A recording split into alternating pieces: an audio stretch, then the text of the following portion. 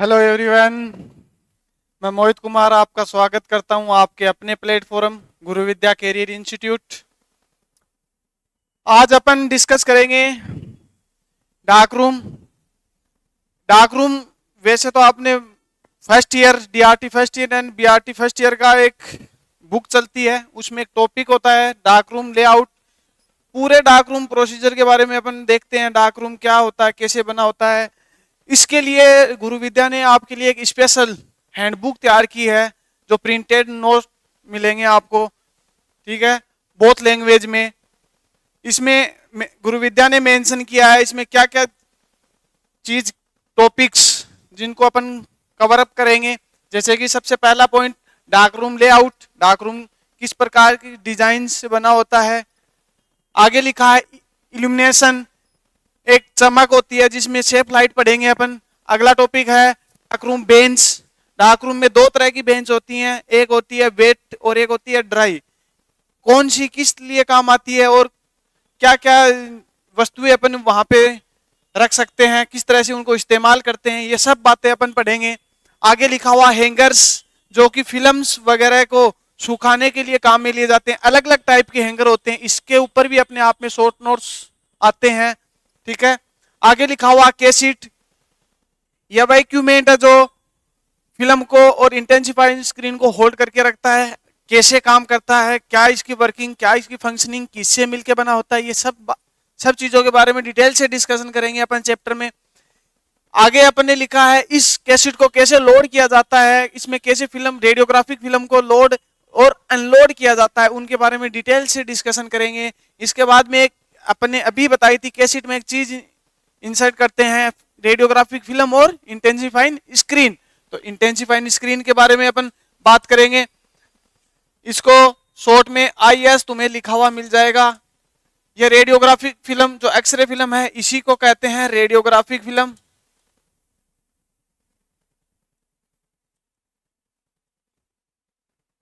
Okay, इसके बाद में देखेंगे इस फिल्म पे इमेज को कौन से फैक्टर हैं जो इनको इफेक्ट करेंगे, कौन से ऐसे फैक्टर हैं जो इसकी क्वालिटी को इंक्रीज करते हैं, कौन से ऐसे फैक्टर हैं जो इसकी क्वालिटी को डिक्रीज करते हैं, ठीक है।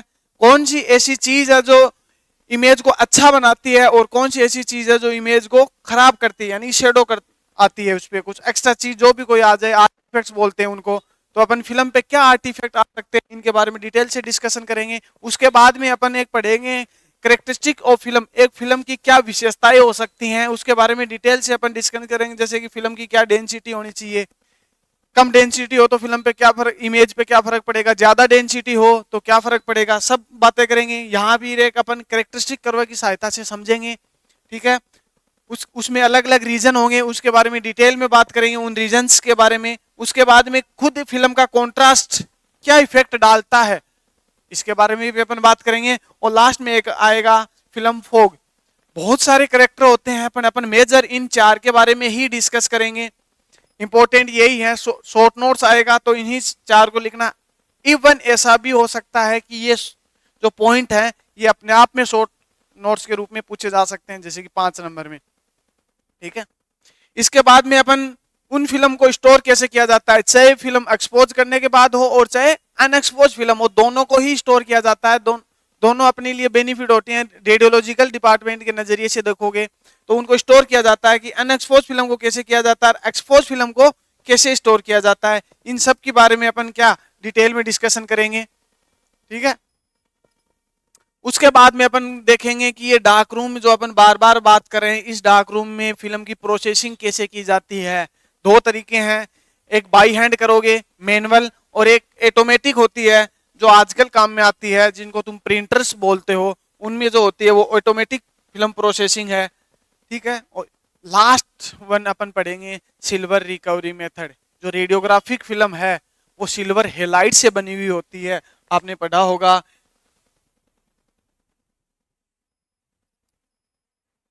अपन पढ़ेंगे आगे डिटेल में सिल्वर हेलाइड, ठीक है। तो ये जो इसमें जो चांदी है, ये इस चांदी को अलग करना है, किन किन मेथड से अलग कर सकते हैं वो अपन आगे डिटेल में डिस्कशन करेंगे, ठीक है। तो एक बार रिपीट कर देता हूं, एक बार अपन वापस कि क्या क्या रहेगा अपने।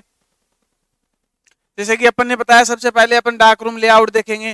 डार्क रूम लेआउट के बाद में अपन बात करेंगे इल्यूमिनेशन की, बात करेंगे डार्क रूम बेंच की, बात करेंगे हैंगर्स की, बात करेंगे उसके बाद में केस शीट की लोडिंग और अनलोडिंग कैसे होती है, उसके बाद में इंटेंसिफाइंग स्क्रीन, एक्सरे फिल्म जो केस शीट में इंसर्ट करते हैं अपन। इसके बाद में आर्टिफैक्ट्स, इस फिल्म के क्या आर्टिफैक्ट आ सकते हैं, क्या इसके करेक्टरिस्टिक्स होते हैं, क्या विशेषताएं होती हैं, एक्सपोज फिल्म को कैसे स्टोर किया जाता है, अनएक्सपोज फिल्म को कैसे स्टोर किया जाता है, और लास्ट में जो सिल्वर हेलाइड से बनी हुई है रेडियोग्राफिक फिल्म है, तो उनसे सिल्वर कैसे अलग किया जाता है, उसके बारे में सिल्वर रिकवरी मेथड, वो सब अपन बात करेंगे। तो चलते हैं अपन आज का अपना जो सबसे पहला टॉपिक जिसकी शुरुआत करेंगे, वो टॉपिक है अपना डार्क रूम लेआउट। ठीक है, तो सबसे पहली बात कि डार्क रूम होता क्या है। डार्क रूम होता है बेटा जी रे light sensitive, repeat,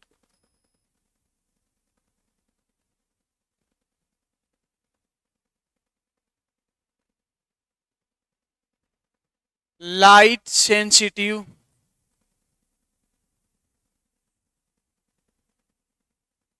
photographic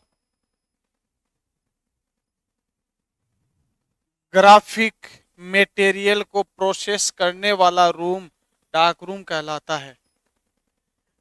what you mean by photographic material. Photographic material का मतलब है लाइक दैट आपकी radiographic film, radiographic film, mammography film,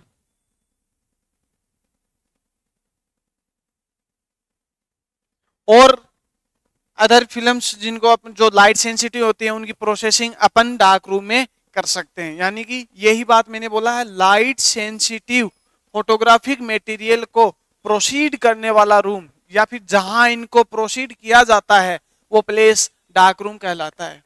ठीक है, तो अपन इसमें सबसे पहले इसकी डिजाइन देखते हैं कैसा बना हुआ होता है, यानी कि लेआउट देखते हैं। लेआउट की बात करो तो लेआउट में देखो ये बात इसमें लिखी हुई है, डार्क रूम एक फिल्म प्रोसेसिंग रूम है। ठीक है, जो कहाँ प्रेजेंट होता है, एक्सरे रूम के पास प्रेजेंट होता है, क्योंकि अपने रेडियोलॉजिकल डिपार्टमेंट में अपन रेडियोग्राफिक फिल्म को प्रोसीड करेंगे, तो उन प्रोसीड करने के लिए जहां से उसको एक्सपोज करके लाया जाएगा वो रूम होता है रेडियोग्राफिक रूम। इसके जस्ट बगल में प्रेजेंट होता है डार्क रूम। ठीक है, अगला लिखा हुआ डिजाइन, इसकी क्या डिजाइन होनी चाहिए, तो इसकी डिजाइन होनी चाहिए 10 × 10 × 10 फीट, क्यूबिक फीट लिखा हुआ है, यानी कि 10 फीट लेंथ होनी चाहिए। जैसे कि इस 3 एक्सिस होती हैं अपने पास, एक्स एक्सिस, वाई एक्सिस और जेड एक्सिस। मैं इसे मान रहा हूं एक्स एक्सिस पे मैं इसकी लेंथ ले रहा हूं, ये लेंथ होनी चाहिए 10 फीट। दूसरी चीज जो मैं ले रहा हूं वो ले रहा हूं वाई एक्सिस, वाई एक्सिस में मैं इसकी ले रहा हूं विड्थ, विड्थ भी कितनी होनी चाहिए 10 फीट। और चौथा और तीसरा जो फैक्टर होता है वो होता है जेड एक्सिस, इस पे मैं ले रहा हूं इसकी हाइट, हाइट भी कितनी होनी चाहिए बेटा जी 10 फीट। यानी कि एक आइडियल डार्क रूम की जो डिजाइन होती है वो इस प्रकार से होती है कि उसकी 10 फीट लेंथ होनी चाहिए, 10 फीट उसकी विड्थ होनी चाहिए और 10 फीट उसकी हाइट होनी चाहिए। तो इसीलिए शॉर्ट में लिखा हुआ है इसको 10 × 10 × 10 क्यूबिक फीट। क्लियर। उसके बाद में बात आती है दूसरा पॉइंट, वॉल, इसकी दीवारें कैसी होती हैं। तो दीवारों के लिए इसने लिखा है डार्क रूम की दीवारें रेडिएशन से प्रोटेक्ट करने के लिए थिक होनी चाहिए। कैसी होनी चाहिए, थिक होनी चाहिए। और थिक में भी बात करोगे तो सबसे ज्यादा थिक होनी चाहिए जो डार्क रूम के पास प्रेजेंट है। सपोज दैट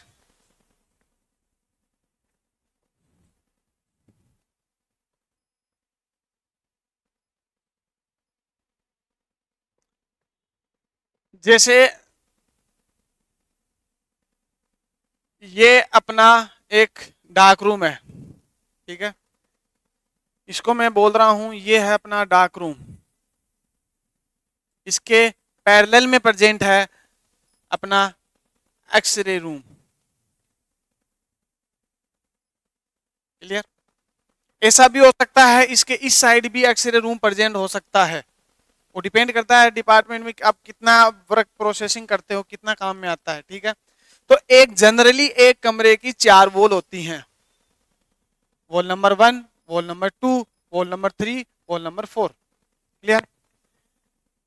तो अपन ने कहा है एक्सरे प्रोटेक्शन के लिए डार्क रूम की दीवारें थिक होनी चाहिए। अब सब आप देख रहे हो एक्सरे का जो ये रूम है, इससे रेडिएशन निकलेगी, जब तुम एक्सपोज करोगे तो रेडिएशन निकलेगी, यहां चारों डायरेक्शन में फैलती है, तो इस दीवार से आके टकराती है। तो अपन ये चाहेंगे कि इस रेडिएशन को इस डार्क रूम में आने से पहले अपन को रोका जाए। रोकने के लिए इसकी थिकनेस अपन इंक्रीज कर देते हैं। तो ऐसे कहते हैं इन चारों दीवारों में जनरली जो सबसे ज्यादा थिक वॉल होती है वो होती है डार्क रूम, और एक्सरे रूम की जो कॉमन वॉल होती है उसकी थिकनेस सबसे ज्यादा होती है, उसकी थिकनेस सबसे ज्यादा होती है। क्लियर? वापिस लौटते हैं अपने पॉइंट पे, इससे बनाते हैं। साइज इसमें लिखी हुई है 150 mm थिक होनी चाहिए, ईंट और कंक्रीट से मिलके बनाते हैं। जो कॉमन दीवार है उसको लेड की अपन लेपिंग भी कर सकते हैं, यानी कि एक थिन लेयर ऑफ लेड उसको कवर अप कर देते हैं, ताकि क्योंकि लेड जो होता है उसका 82 एटॉमिक नंबर होता है, रेडिएशन को अब्जॉर्ब करने में सबसे ज्यादा इफिशियंट होता है, इसीलिए सबसे ज्यादा बैरियर के रूप में अपन जो काम में लेते हैं वो लेड होता है। लेड को डिनोट करते हैं बेटा जी पीबी से, इसका एटॉमिक नंबर होता है 82। क्लियर? पढ़ेंगे अपन आगे। इसके वॉल्स का जो कलर है वो कलर कैसा होना चाहिए? लाइट कलर होना चाहिए। कैसा कलर होना चाहिए? लाइट कलर होना चाहिए। लाइट कलर अपने को जो इल्यूमिनेशन है वो अच्छी प्रदान करता है। ठीक है, चमक जो होती है डार्क रूम में दो तरह की आगे अपन पढ़ेंगे इल्यूमिनेशन में, सेफ लाइट दो तरह की होती है, तो उसमें जो वॉल्स होती हैं लाइट कलर की होंगी तो उनसे लाइट अच्छे से रिफ्लेक्शन होगी, ताकि अपन को प्रोसेसिंग में आसानी हो सके। ठीक है, ये बात हो गई वॉल को। तीसरा पॉइंट अपन पढ़ रहे हैं फ्लोर, इसकी फर्श कैसा होना चाहिए। ठीक है, तो फर्श फोर्सेलिन टाइल्स का होना चाहिए, क्योंकि फोर्सेलिन टाइल का क्यों होना चाहिए? ड्यूरेबल, यानी कि किसी भी वस्तु को एक जगह से दूसरी जगह ले जाने में अपन को आसानी हो। ड्यूरेबल यानी कि आसानी से ले जा सके। ठीक है, इजी टू क्लीन, उसको साफ करने में भी आसानी होनी चाहिए। केमिकल्स रेसिस्टेंस, केमिकल्स के प्रति प्रतिरोधी होना चाहिए, क्योंकि डार्क रूम में अपन आगे देखेंगे फिल्म प्रोसेस करते हैं तो जो अपन चीज डेवलपिंग फिक्सिंग करते हैं उनमें केमिकल्स यूज आते हैं। बाय डिफॉल्ट वो केमिकल्स इस फ्लोर पे गिर गए तो फ्लोर को खराब कर सकते हैं। तो ये जो फ्लोर तुम बना रहे हो ये फोर्सेलिन टाइल इसीलिए काम में ले रहे हैं कि उन केमिकल्स को यदि उन पे गिर भी जाए तो उनको इफेक्ट ना करे। तो इसीलिए अपन ने लिखा केमिकल्स रेसिस्टेंस होना चाहिए। तो फ्लोर की 3 विशेषताएं हैं, ड्यूरेबल होना चाहिए, इजिली क्लीनेबल होना चाहिए और केमिकल रेसिस्टेंट होना चाहिए। क्लियर? आगे लिखा हुआ है पास बॉक्स।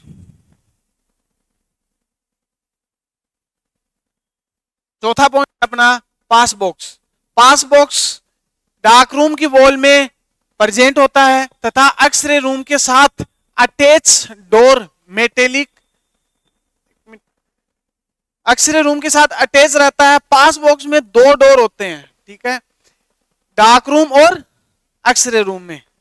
वापिस एक बार समझाता हूं आपको। जैसे अपन ने अभी ये देखा कि एक डार्क रूम है और इसके बगल में एक्सरे रूम है, इन दोनों की जो कॉमन वॉल है इसमें प्रेजेंट होगा पास बॉक्स। ठीक है, इसकी 2 दरवाजे होंगे, एक दरवाजा डार्क रूम की तरफ ओपन होगा, दूसरा दरवाजा एक्सरे रूम की तरफ ओपन होगा। ठीक है, तो इसके कितने डोर होते हैं? 2 डोर। 1 डोर ओपन होता है डार्क रूम में और अदर वन दूसरा जो डोर होता है वो होता है एक्सरे रूम में।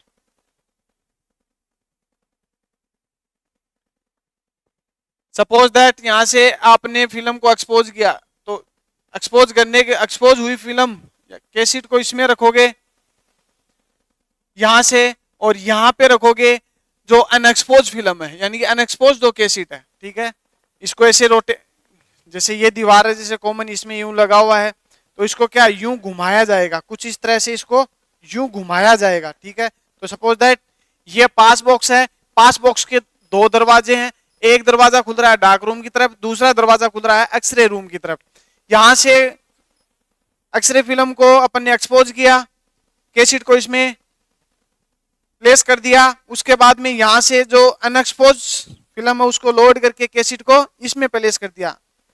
ये इसको यूं मूवमेंट करवाओगे तो क्या जो एक्सपोज वाली है वो कहां पहुंच जाएगी, डार्क रूम में, और जो अनएक्सपोज है वो दोबारा प्रोसेसिंग के लिए एक्सरे रूम में पहुंच जाएगी। तो एक ही टाइम पे ये दोनों दरवाजे ओपन होते हैं, ठीक है। एक दरवाजा ओपन होता है डार्क रूम में और एक होता है एक्सरे रूम में, ठीक है। तो यही बात इसने लिखी हुई है कि पास बॉक्स में दो डोर होते हैं, एक डार्क रूम में ओपन होता है, दूसरा एक्सरे रूम में ओपन होता है। ये डोर किसके बने हो सकते हैं, इंटरलॉक, मतलब आपस में एक दूसरे से लॉक मैकेनिज्म से जुड़े हुए होते हैं और लाइट प्रूफ होने चाहिए, इसीलिए इनको मोस्टली आप देखोगे ये ब्लैक कलर के बनाए जाते हैं। डिजाइन अलग अलग हो सकती है, राउंडेड हो सकती है, स्क्वायर हो सकता है, जैसा अपन को क्या कंफर्टेबल हो उस हिसाब से अपन बनाते हैं, ठीक है। ये इसमें जो मैंने अभी बात बताई लिखा हुआ है, दो सेक्शन बने होते हैं, एक एक्सपोज कैसेट के लिए होता है, दूसरा अनएक्सपोज कैसेट के लिए होता है, ठीक है। पास बॉक्स का यूज कैसेट को डार्क रूम से एक्सरे रूम में ले जाने के लिए और एक्सरे रूम से वापस डार्क रूम में पहुंचाने के लिए काम में लिया जाता है, ये बात इसमें लिखी हुई है, क्लियर। तो अब अपन एक बार वापस जो अभी तक पढ़ा उसको देखते हैं। सबसे पहले अपन ने देखा इसका लेआउट। लेआउट में अपन ने कहा कि एक प्रोसेसिंग रूम होता है, ठीक है, एक्सरे रूम के पास में स्थित होता है। दूसरा पॉइंट अपन ने देखा इसकी डिजाइन। डिजाइन में अपन ने बताया 10 क्यूबिक फीट, यानी कि 10 फीट लेंथ होनी चाहिए, 10 फीट विड्थ होनी चाहिए और 10 फीट हाइट होनी चाहिए, क्लियर। तीसरा पॉइंट अपन ने पढ़ा वॉल। इसकी दीवारें अपन ने कहा है कि लाइट सेंसिटिव होती है,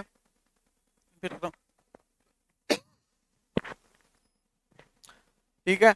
लाइट कलर की दीवारें होती हैं जिनको क्या अपने का इल्यूमिनेशन में अपन को सहयोग प्रदान करती है, ठीक है। इसके बाद में अपन ने देखा इसका फ्लोर के लिए अपन ने कहा है फ्लोर की 3 विशेषताएं होनी चाहिए, इजिली ड्यूरेबल होना चाहिए, इजिली क्लीन होने वाला होना चाहिए और केमिकल रेजिस्टेंट होना चाहिए, इसीलिए इसको 4 सेलिन टाइल्स का बनाते हैं। अगला अपन ने देखा इसका पास बॉक्स। पास बॉक्स एक तरह से एक कॉमन डिवाइस है, किसमें, एक्सरे रूम और डार्क रूम के कॉमन जो दीवार है इस दीवार में प्रेजेंट होता है। इसका काम होता है जो एक्सपोज और अनएक्सपोज फिल्म है वो एक्सरे रूम से डार्क रूम में और डार्क रूम से एक्सरे रूम में ट्रांसफर करने का काम होता है। इसमें 2 डोर होते हैं, एक डोर एक्सरे रूम में ओपन होता है, दूसरा डार्क रूम में ओपन होता है, क्लियर। यहां तक की बात कर ली, चलो आगे बढ़ते हैं।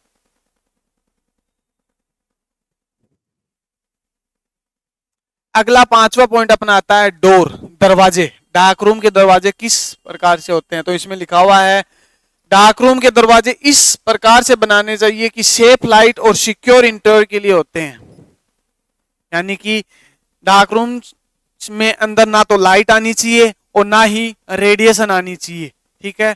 दूसरी सिक्योर एंट्रेंस की जो अपन इंटर और एग्जिट होंगे उसका क्या सिक्योर होना चाहिए कि अंदर प्रोसेसिंग चल रही है, ऐसा नहीं कि कोई भी आ जाए और कोई भी चला जाए, ठीक है।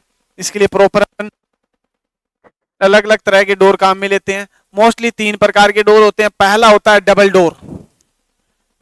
डार्क रूम में ये लिखा हुआ है 2 डोर एक दूसरे के पीछे स्थित होते हैं जिनके बीच में सफिशिएंट पर्याप्त जगह होती है। जब भी कोई पर्सन इंटर करता है तो इनर डोर में इंटर करने से पूर्व आउटर डोर क्लोज कर देना चाहिए। ये लाइक दैट कुछ इस तरह से होते हैं।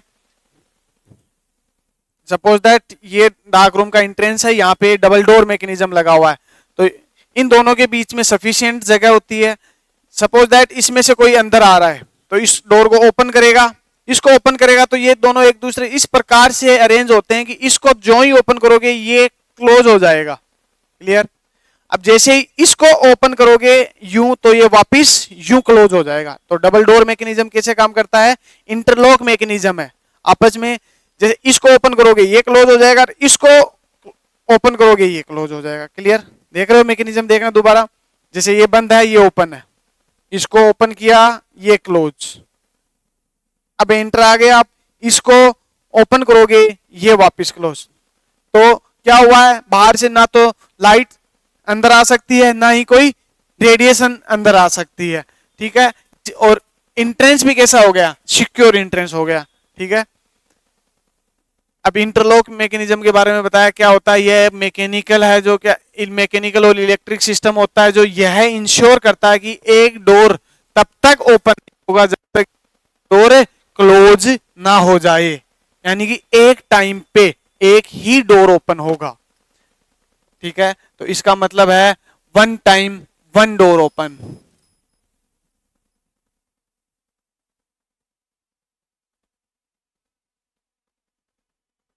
क्लियर? इसके लिए कैसे पता चलेगा? तो इसके लिए अपन ने बताया कि बेल या बंजर घंटी लगा देंगे, जो क्या है डोर के बाहर एक बेल या बंजर इंस्टॉल की जाती है। अगर जल्दबाजी में डोर ओपन भी रह जाए तो कंटिन्यूसली रिंग करेगी, ताकि आपको क्या रिमेंबर हो जाए कि आपका डार्क रूम का डोर ओपन रह गया है। क्लियर? या फिर ऐसा हो सकता है ये जो इंटरलॉक मैकेनिज्म है ये फेल हो जाए। जब ये फेल हो जाए इस केस में भी ये बेल या बंजर कंटिन्यूस रिंग करती है। इसका डायग्राम दे रखा है, देखो। ठीक है? ये कुछ इस प्रकार से बना रखा है। इसमें एंटर करने से पहले एक डोर को क्या ओपन, पहला और दूसरा, यदि इसको कर ये क्लोज हो जाएगा, इसको ओपन करोगे ये क्लोज हो जाएगा। क्लियर? इसका एंट्रेंस दिखा रखा है। ये डबल डोर मैकेनिज्म है। क्लियर? ये पहले टाइप का डोर हो गया डबल डोर। दूसरा आता है रिवॉल्विंग डोर। रिवॉल्विंग डोर होता है रोटेटिंग डोर, जो कि इंट्रेंस और एग्जिट का कॉमन पाथ होता है। ठीक है? यानी कि इंटर भी उसी से करोगे और एग्जिट भी उसी से करोगे। ठीक है? ये दो ब्लैक सिलेंडर से बना होता है। आउटर होता है वो फिक्स होता है और इनर होता है वो रोटेट करता है। घूमने वाला कौन सा है? घूमने वाला ये है, इनर वाला, और ये होता है फिक्स। क्लियर? इसका फायदा क्या है? यह इजी यानी आसानी से इंट्रेंस प्रोवाइड करवाता है। इसके इस प्रकार के डोर में अपन को डार्क रूम में अंदर या बाहर जाने में आसानी होती है। ठीक है? कम स्पेस लेता है ये। आप डबल डोर के देखोगे तो दो डोर थे, बीच में स्पेस था, इतना डोर, जबकि रिवॉल्विंग क्या है स्पेस कम घेरता है। एक इसका नुकसान ये है कि ये कॉस्टली इक्विपमेंट होता है, थोड़ा क्या होता है, थोड़ा कॉस्टली होता है। और लाइट प्रूफ तो पहले वाला भी था। ठीक है? बस इसका डिसएडवांटेज एक ही है कि ये थोड़ा सा महंगा सिस्टम होता है। ये मैकेनिज्म आप आजकल मॉल्स जो होते हैं उनमें देखते हो, या फिर कोई भी पार्क वगैरह में घूमने जाते हो, जो वो घूमने वाले जो गेट लगे हुए होते हैं वो रिवॉल्विंग डोर ही कहलाते हैं। क्लियर? तो उसमें आपने देखा होगा जब तक एक इंसान उसके इंटर किया है, जब तक वो बाहर नहीं निकल जाएगा दूसरी साइड में, जब तक वो दूसरा पर्सन उसके अंदर एंटर नहीं कर सकता। ठीक है? वही पाथ एंटर करने का, उसी पाथ से आउट होगा। ठीक है? जगह कम घेरता है, लेकिन इसका डिसएडवांटेज है ये एक्सपेंसिव होता है।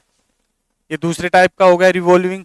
तीसरा होता है मेज या लेब्रियंथ। इसको कहते हैं जादूनुमा। क्या बोलते हैं इसको? जादूनुमा। जादूनुमा क्यों बोलते हैं? देखो इसमें दो पैरेलल समानांतर पाथ होते हैं, एक फेस करता है दीवार को और दूसरा, ठीक है, कुछ इस प्रकार से। देखो मैं दिखाना चाहूं आपको, तो एक मिनट,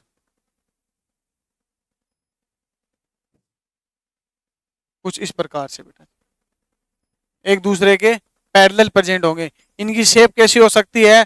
एल शेप। ठीक है? पास जो ये पाथ है, इस पाथ का जो ब्लैक कलर से पेंट किया जाता है ताकि लाइट अंदर प्रवेश ना कर सके, क्योंकि ब्लैक कलर अपन को पता है लाइट को अच्छा अब्जॉर्ब करता है। क्लियर।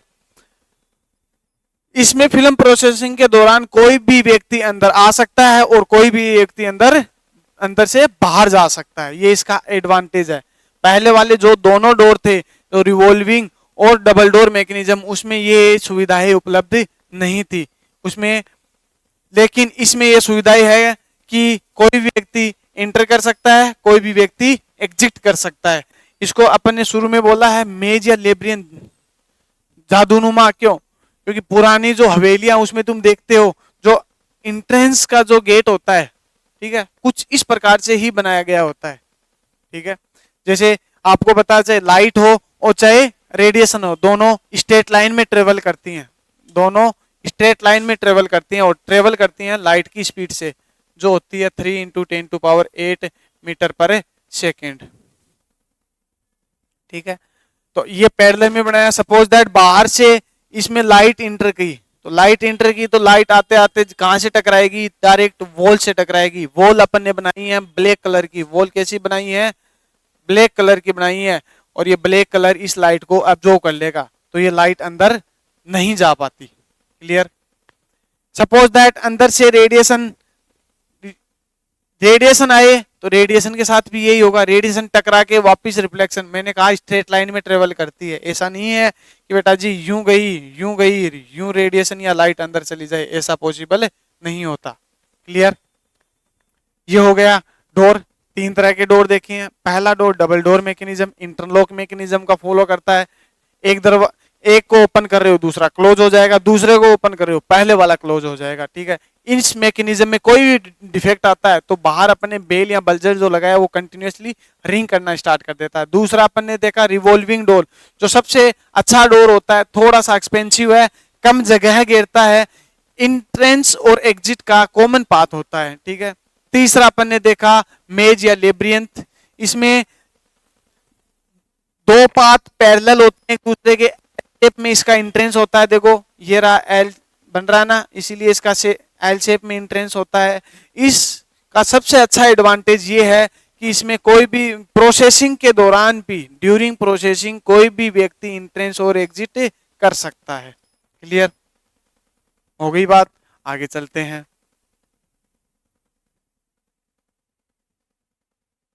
अगला पॉइंट आता है अपना इल्यूमिनेशन।